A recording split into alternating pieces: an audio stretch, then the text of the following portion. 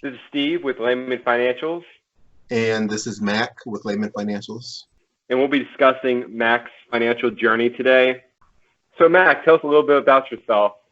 So, my name is Mac. I am a resident of the Washington, D.C. area. I am 39 years old, and I started investing seriously in around 2015, I think. Well, that's great, Mac. So, tell us a little bit about your first experience investing. My first exposure to investing was during the financial downturn of 2008. I wasn't investing at the time, but I had some friends who were dabbling in the markets, and so they were trying to get me into it. And so they would just tell me, hey, buy this, it's way down, it'll come back up. So I think my very first investment was a few shares of Fannie Mae, which had dropped considerably at that point. Fannie Mae is, of course, they're connected to mortgage lending. So they were very seriously affected by the market downturn. And my friends were very sure that it would bounce back to where it was before the downturn. So I bought a few shares with a broker. After a very long period of time, it didn't really bounce back, and I never really paid attention to it again, and kind of forgot about investing for a number of years after that. Wow, that's a tough situation for a first-time investor. How did you manage to come back from that? One day I stumbled upon the Dave Ramsey podcast where he was spreading his message of getting out of debt, staying out of debt, living within your means, and investing. And so after listening to him for a few months, I opened an Acorns account and I started investing with Acorns. And then from there, I opened a Betterment account. And so my investing was split between those two robo-advisors, I guess you can call them. For a while, that was the extent of my investing. I poured money into these two things and, just continued to listen to more and more podcasts. And at some point, I decided I wanted to have a more hands-on approach. So I took my Betterment account and my Acorns account, and I looked at what they were investing in, and I noticed that they were mostly Vanguard ETFs. So I would go to my Acorns account, look at what the investments were.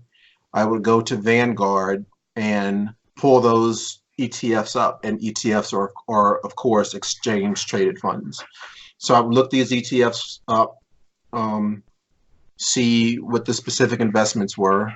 And when I felt confident enough, I decided to close the Acorns and Betterment account. And I think my first purchase might have been VTSAX. VTSAX is a total stock market fund from Vanguard. It's one of the most popular funds in investing. And I think VTSAX is highly recommended by C.L. Collins in his book, The Simple Path to Wealth, as being his personal favorite for long-term investors. It's the cornerstone of his investment philosophy. And I think VTSAX is actually a mutual fund, which means at the time I bought it, I think you needed a $3,000 minimum purchase to get into it. And I bought this actually on the Vanguard brokerage. And so you needed a $3,000 minimum investment. But there's an equivalent with the ETF, which I think is VTI. Is it VTI or VOO? VTI. VTI is the equivalent, and you can buy that. Well, at the time, you could buy that per share, but of course now there's several brokerages such as M1 Finance, where you can just buy fractional shares of just about anything. So as long as it's an ETF, I don't think you can buy a fractional share of a mutual fund at this point. So that was my early investment life. That took me from about 2008 up until 2014. 2014, 15, 16 was mostly exclusively Vanguard. And just recently, I think December 2019, I actually funded an M1 finance account that I actually opened this account in, I think, January of 2019, but I never bothered funding it. So I actually funded it in December. And I've been a little bit more focused on that because I've decided to jump head first into the, or is it feet first? I decided to jump feet first or head first, however it goes, into the dividend growth investing movement. So I have embraced that. So me and Steven are working together to see what we can come up with this whole dividend investing philosophy. It's interesting that you mentioned Fannie Mae, and as we know, a lot of our listeners may have heard that, or seen rather, The Big Short, which really discusses what happened in that collapse in terms of mortgage-backed securities. And obviously Fannie Mae in 2007 was trading around $50, $60 a share, and it's kind of interesting how fast it plummeted from 50 to 60 per share to 30 cents in 2008. That stock is one of those that's still trying to recover today, floating around $3 a share. Never did quite recover. As most people thought mortgage-backed securities would be one of the safest investments, considering how many people have mortgages and how often people make sure their mortgages are paid on time. Obviously, we found out that wasn't the case. The market downturn, 08, 09. Now you mentioned that you were with a robo-advisor, Acorns. That's what got you back into in 2015. Yes. Mm-hmm. What did you like about Acorns? For me, I think what drew me to it was the fact that it didn't require a significant initial investment. I know when I was researching investments at this time, like I was saying with Vanguard, I think the key is my knowledge of investing at this point had come from listening to Dave Ramsey. So his whole thing is mutual funds. So I had never heard of ETFs mentioned on his show at this point, had never heard of an ETF period. So my thing was, okay, I needed to get into mutual funds. And on Vanguard, like I said, to get into mutual funds, generally it required at least a $3,000 minimum investment. They do have some investments that require, I think, $1,000, and these are their target date funds. So I believe most of their target date funds, you're allowed to, the minimum investment is $1,000. But regardless, I was looking at these, and my financial situation at this point was, I had debt, I had credit card debt, I had car notes. My entire financial philosophy was broken at this point. I really didn't know anything about money or investing or budgeting. So having debt was just something to me that was normal. And so therefore I didn't have $3,000 that I felt I could spare to dump into an investment. So I looked at Acorns and I said, oh, hey, look at this. I can, open this account with 50 or $100. And, their advertising campaign is, invest your spare change. So, I guess Bank of America and some of the banks started this movement maybe a decade or two ago where you could, if you spent money at, say, McDonald's or the gas station, and your total cost came up to $10.50, the extra 50 cents would go into your savings account.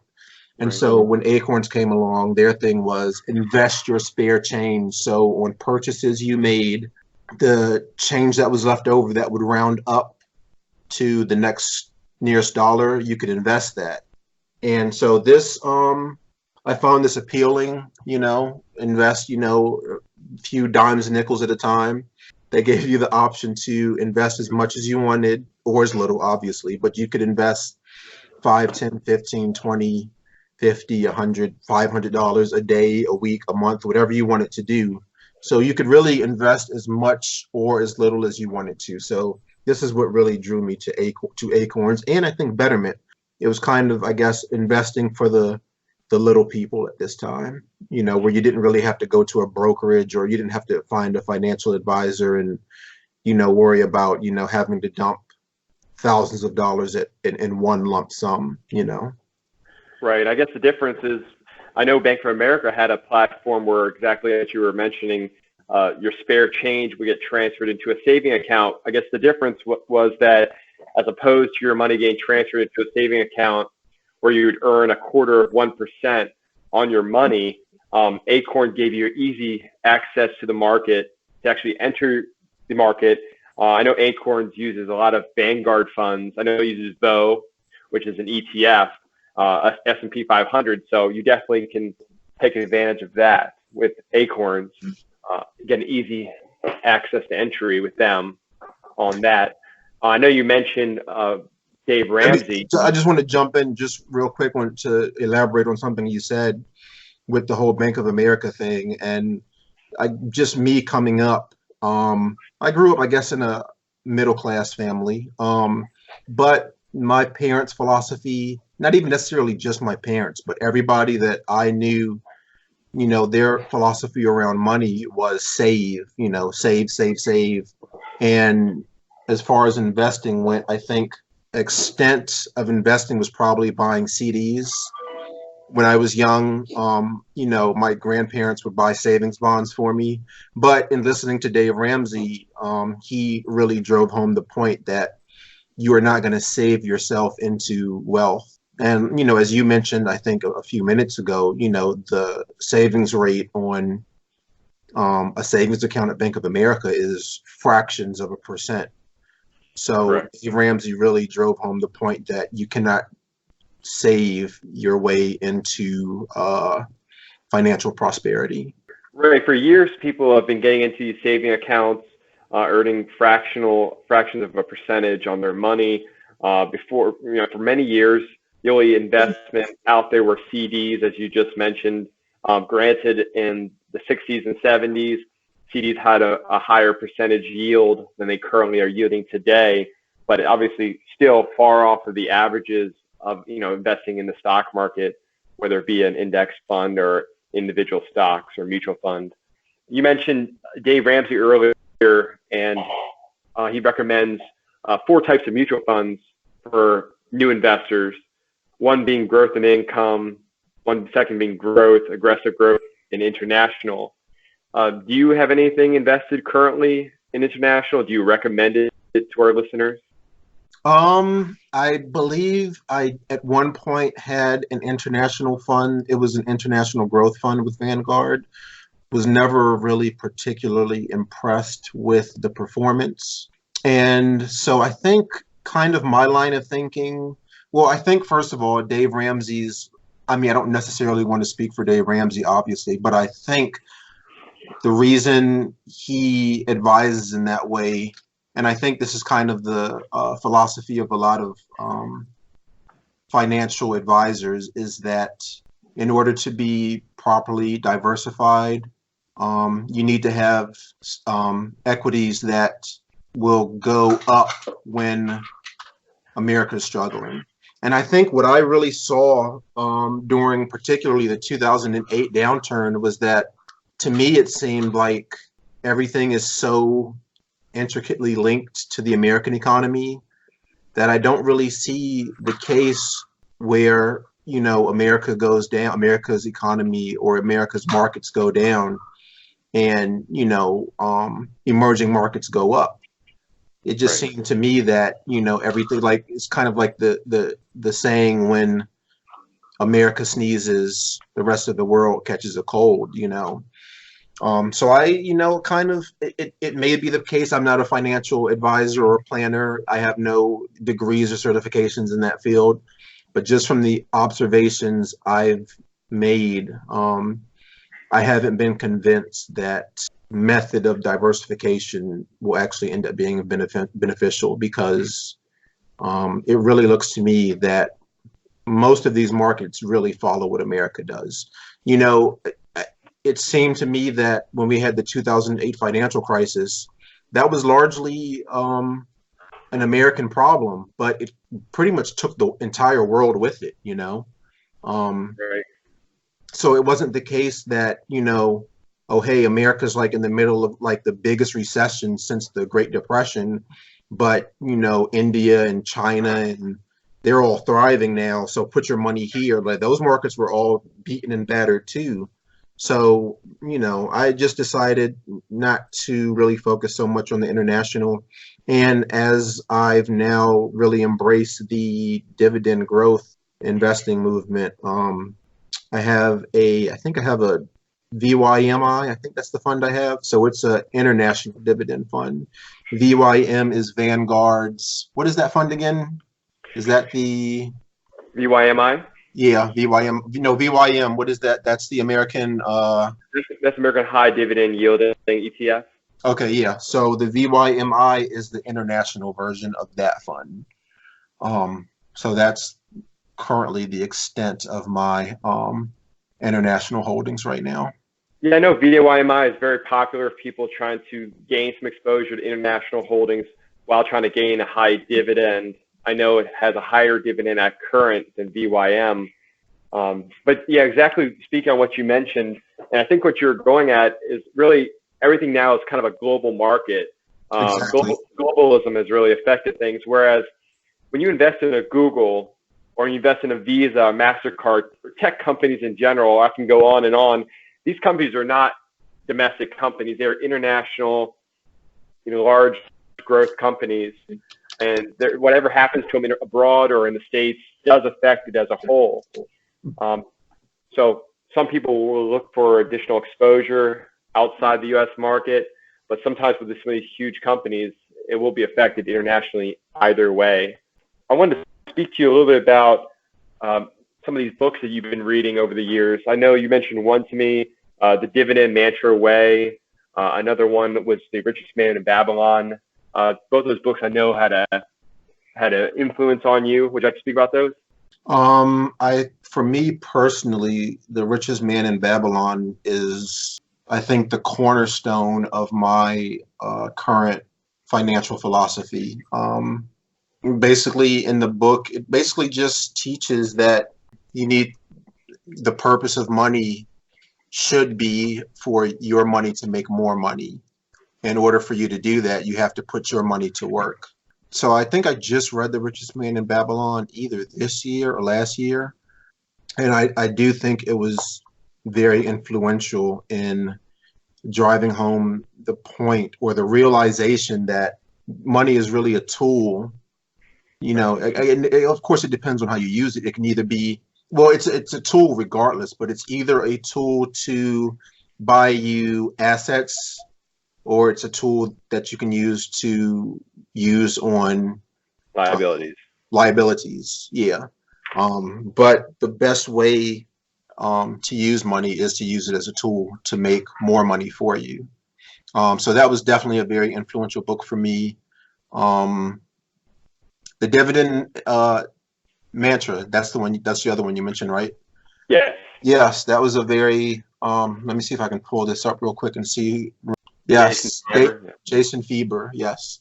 Right. So yes, this was I don't know how I got on this. Maybe it was through YouTube. The YouTube algorithms are, you know, frequently send various investment related material my way.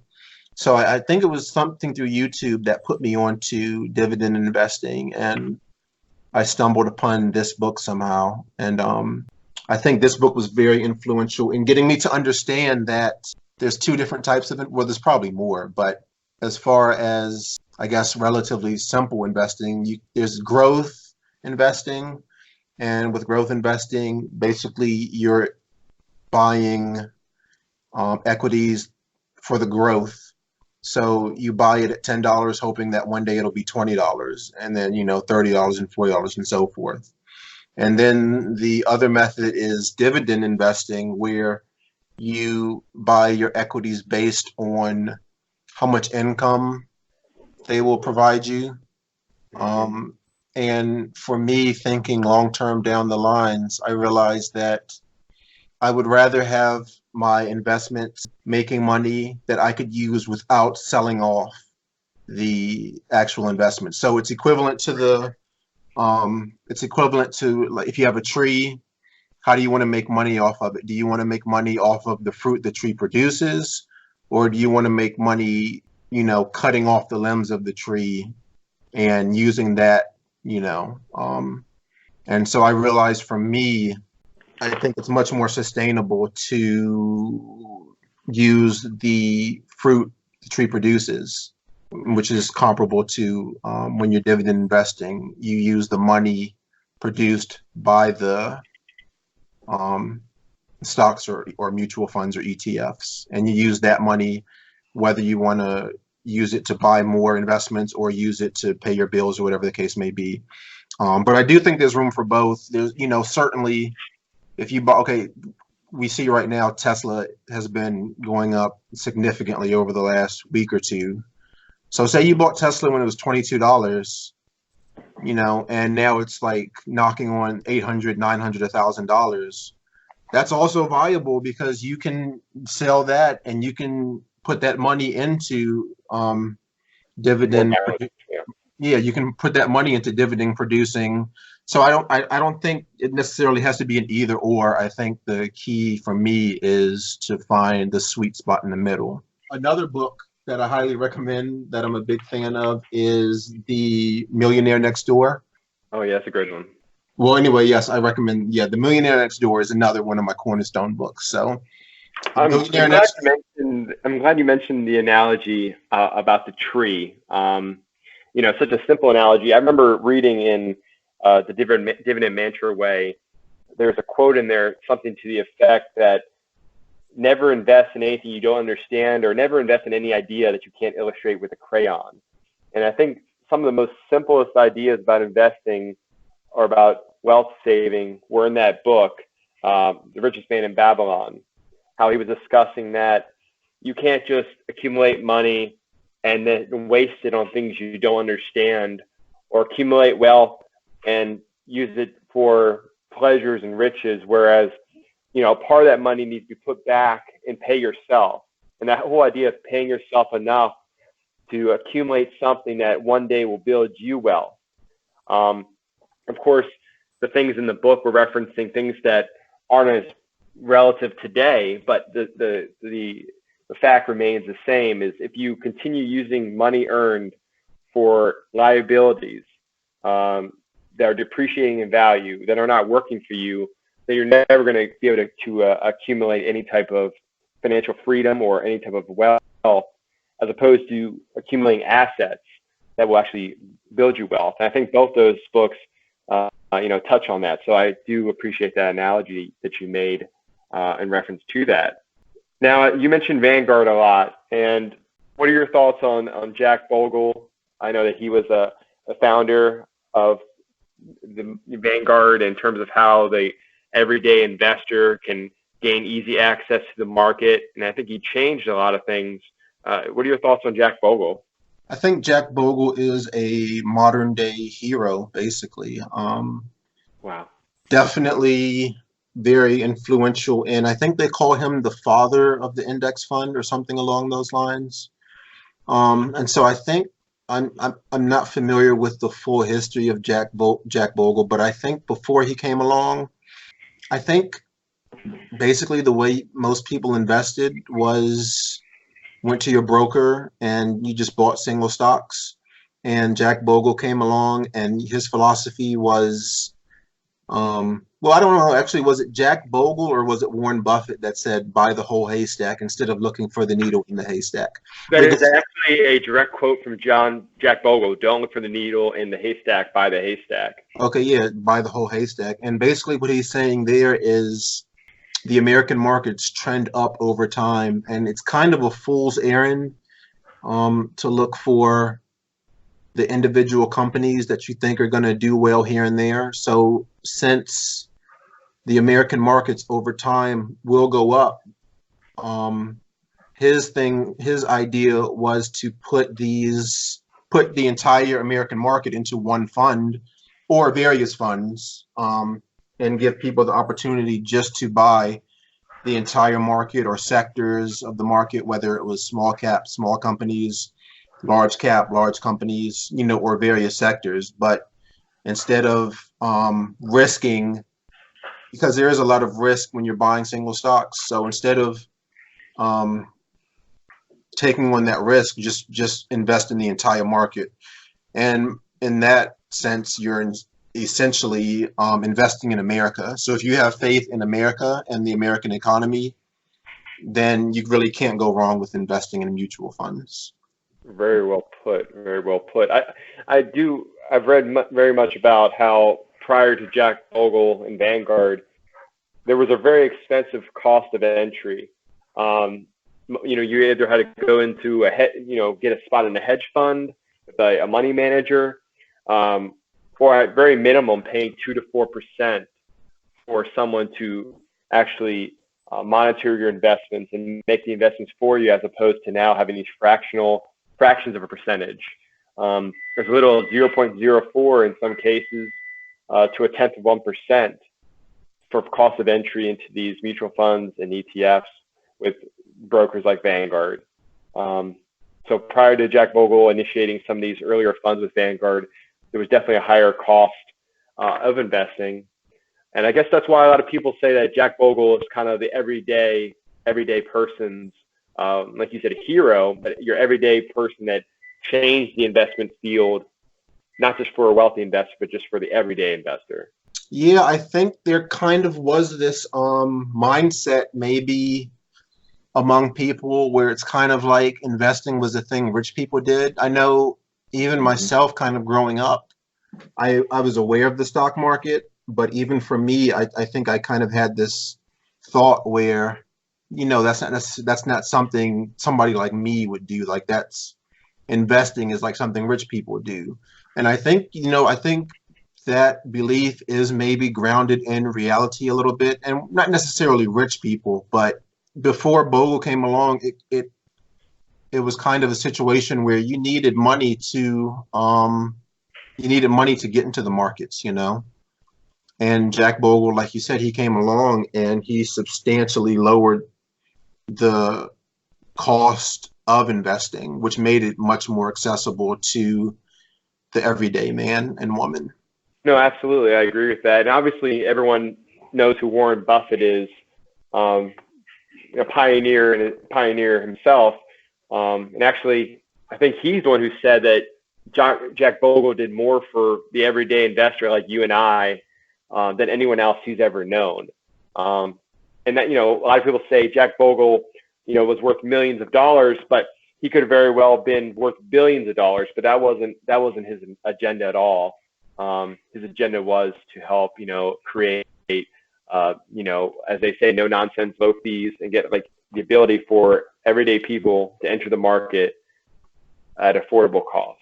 Yes, absolutely. And I just want to throw in real quick that Thomas Stanley is the author of The Millionaire Next Door. I was struggling for that earlier, so I just want to throw that in there. But I agree 100% with what you just said. Yeah, for years, I've, definitely as you referenced, people thought that only ultra wealthy people, people who had private and commercial assets, people with high net worth, only they could, gain access to the market. I think that was the stigma for a long time. That, and probably the fact that most people are indoctrinated with the idea that the stock market is gambling, or that the stock market is something that's impossible to understand. Right. And that's why, that quote in the Dividend Mantra Way, he mentions that you shouldn't invest anything that can be explained with a crayon. Now, what that's speaking on is that the stock market does not have to be so overcomplicated to gain access to entry for the everyday investor. No, absolutely. I mean, essentially, the stock market is American companies, and I think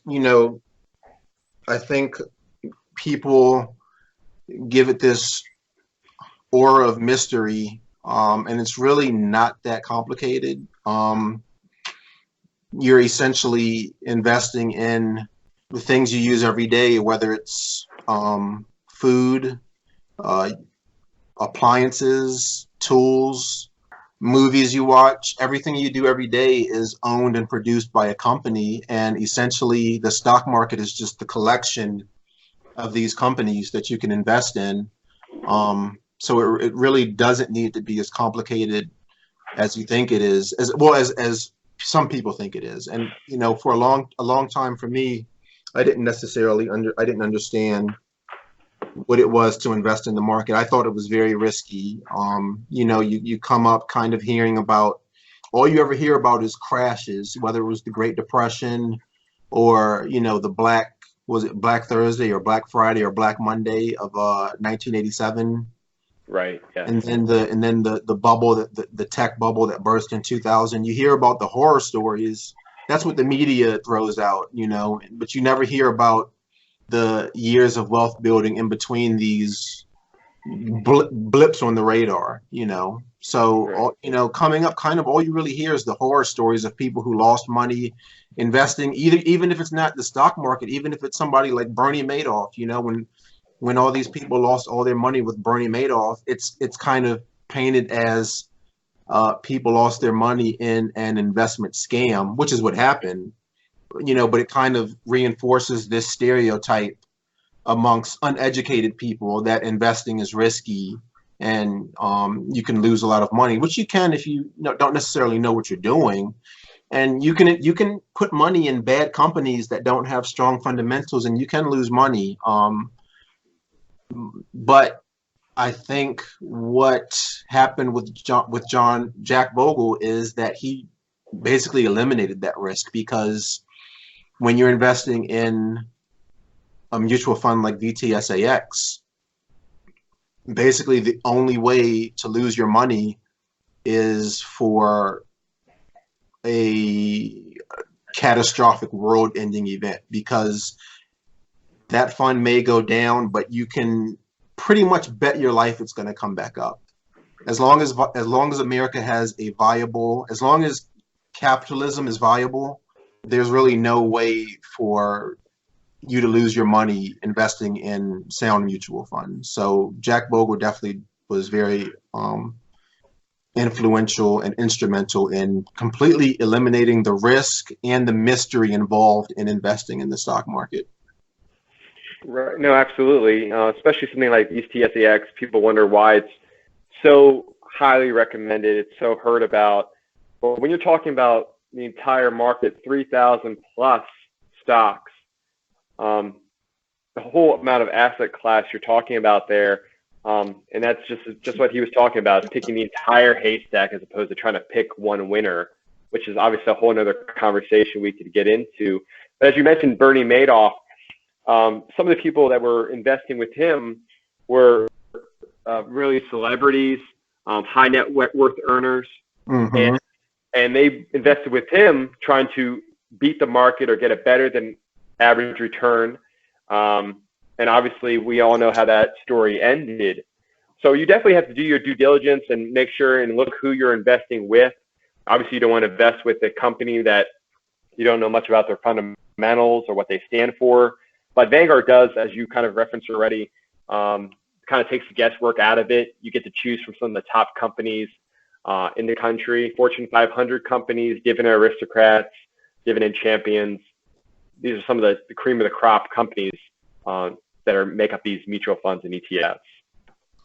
Yeah, and I really think with Bernie Madoff, that's a good example of people overcomplicating the investment process. It's like you said, people trying to beat the market, and I don't know what necessarily Bernie Madoff was promising as far as market returns, but in order for you to invest with somebody like that, usually they're promising significantly higher returns than you would normally get. So say the market is averaging 8%. Mm-hmm. Somebody like Bernie Madoff will come around and say like, oh, I can get you 20%, which is completely possible. But the thing is, I think he was guaranteeing this. And so the thing you have to do is sit back and say, does it sound too good to be true?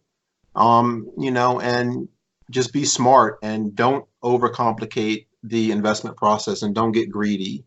I think these are the things you have to remember so that you don't get taken to the cleaners as it was when you're investing.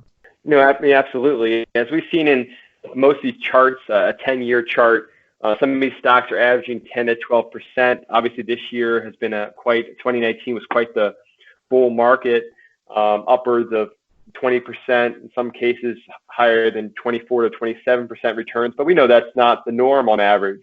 But I've heard of stories recently of hedge funds that were promising investors 30+% returns annually, and sometimes fund managers, stock pickers, may pick riskier equities trying to get that return.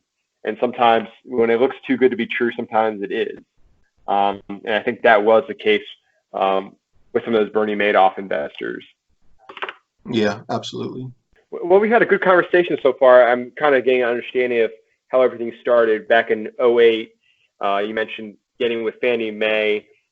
2015, you came up, you got back into the market. You started listening to Dave Ramsey, who kind of helped you understand about debt and paying off debt and taking advantage of your income, which is the one thing you have, or one of the main things you have, rather, to build wealth is your income. And then came 2015, you got into Acorns, and then today you are with Vanguard. Now, speaking on Vanguard, I invest in Vanguard. I know you do. For some of these new investors out here who do not have $3,000 to buy a share or shares of rather a mutual fund or Admiral share with Vanguard, can you just name off a few ETFs that you would recommend with Vanguard for some new investors who are kind of in the dark as to what to do with their money? Okay, so I'm just going to name a couple off. VDC, which is Vanguard Consumer Staples ETF.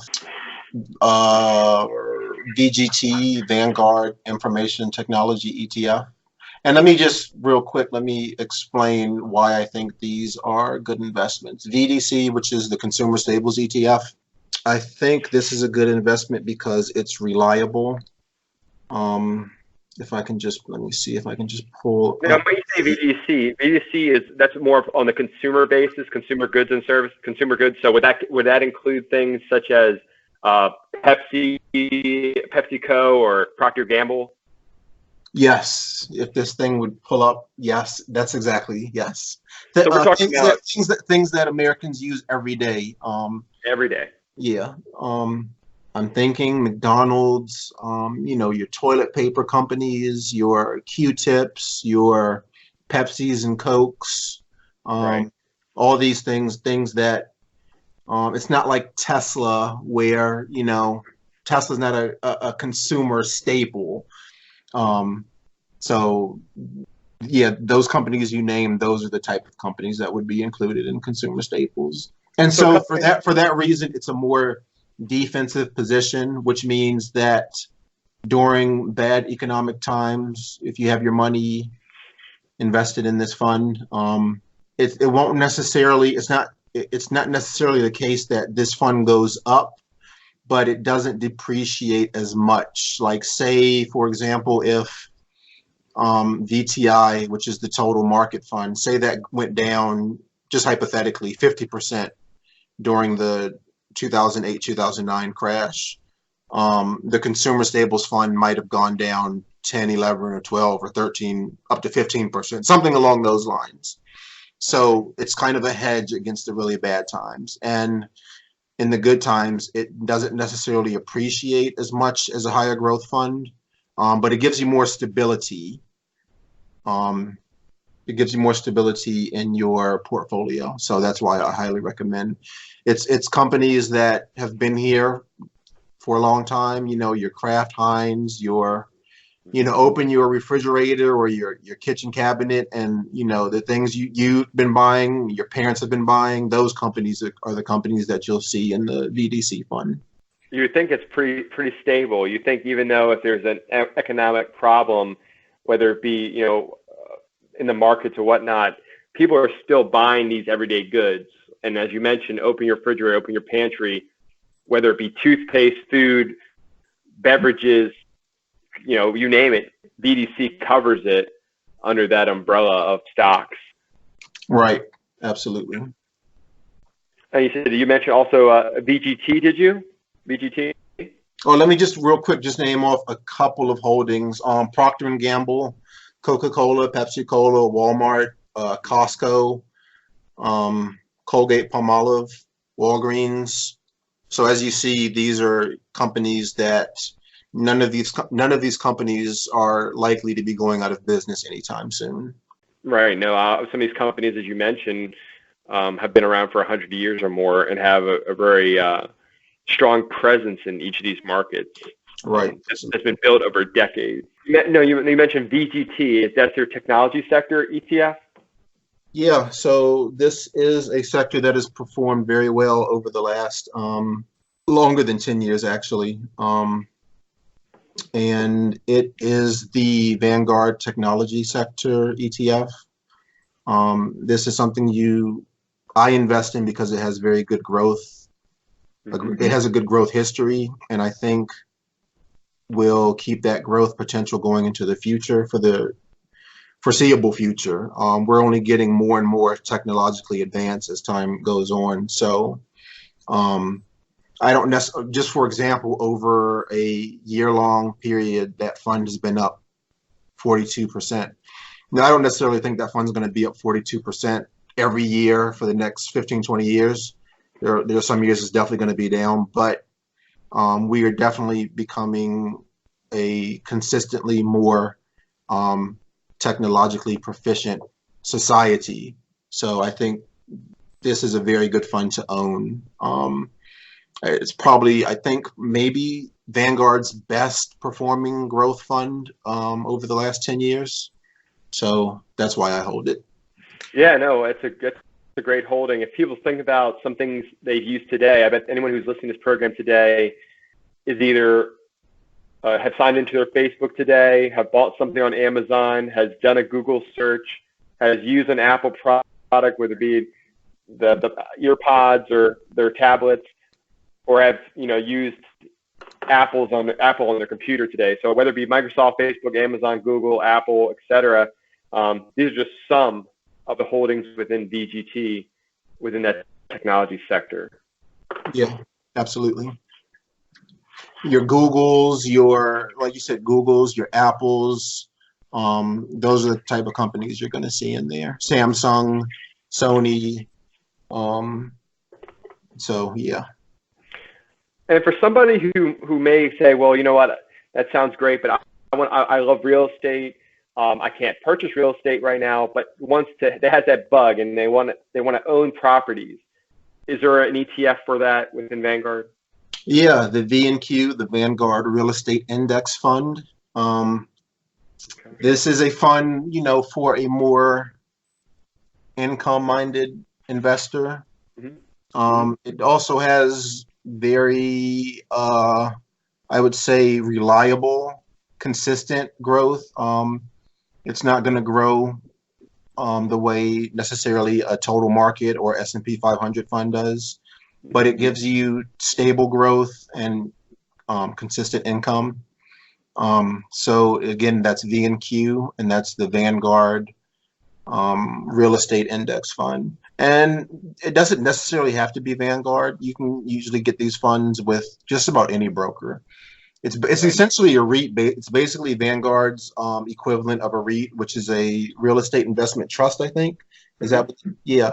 You can get these from anywhere. So if you're not with Vanguard, say you're with, or you actually don't have to necessarily be with any particular broker. You can usually buy these funds with any broker. But say you're beholden to Fidelity funds, or you like iShares, BlackRock. All of these companies have an equivalent of the V&Q fund. This just happens to be the Vanguard version of a real estate investment trust. So, yeah. Well, yeah, I know that's the V&Q. Obviously, it's you're talking about REITs here. A lot of these are monthly, paying, whether it be Simon Property Group, Realty Income Corp, Welltower, Public Storage. And V&Q holds 185 of those. Yeah. So the exposure's there, the diversity is there. So that's a great suggestion for our listeners who may be interested in buying or having exposure to real estate and rather do it in the form of a stock as opposed to trying to actually buy rental properties. Right. What are your goals in 2020? Just to keep chugging along. I have moved to, well, like I said, I just started with my M1 Finance account. So I've been funding that consistently through the year. And I think really my goal is not necessarily, I guess my goal for the year is probably just a specific dollar amount, but really it's just part of my larger overall goal, which is to, I'm investing currently for financial independence, not necessarily for 5 or 10 years from now, but just for my future, my long-term future. I want to be financially independent. I don't want to have to rely on Social Security. And these are all things I realized, basically from listening to the Dave Ramsey podcast and there's actually a bunch of other podcasts I've started listening to since I started off with Dave Ramsey, but all of them really drive home the point that, yeah, you're not going to be in your 20s and 30s and 40s forever. And at some point you're going to have to stop working, and you're going to need enough money to sustain some type of lifestyle where you're not eating dog food, as Dave Ramsey likes to always say. So yeah, it's really, I think, like I said, just for this year, my goal is just to keep building towards the future. A future where I have enough income to live well without a lot of stress. I'm really just looking to constantly be building my dividend portfolio up and constantly building my monthly income subsequently. So yeah, my yearly goal is just a small part of my overall large long-term goal. Wow. On the next episode, next week, I'd like to discuss with you more about M1. You mentioned that, and we'll definitely have to talk about your M1 platform. That's something. And then also credit cards, and should you have them? That's something that everyone's talking about. That's a hot topic. That'll be fun. Very hot topic. Very intriguing. Yeah, very divisive topic amongst the financial community right now. So that'll be interesting. Very interesting. Well, it's great having you on the program to be co-hosting this with you today. Yes, it was very enjoyable. Yes, I look forward to speaking to you next week. On next week's episode, Matt Grade will be speaking to me about how I got started in the investment world. Yep. Mm-hmm. And then also look out for a segment about M1, credit cards, and should you have them, and what do we see here for 2020. Where can people find you online, Mac? At Facebook, just Matt Grade. Look me up. Thank you very much, everyone. Thank you, everyone.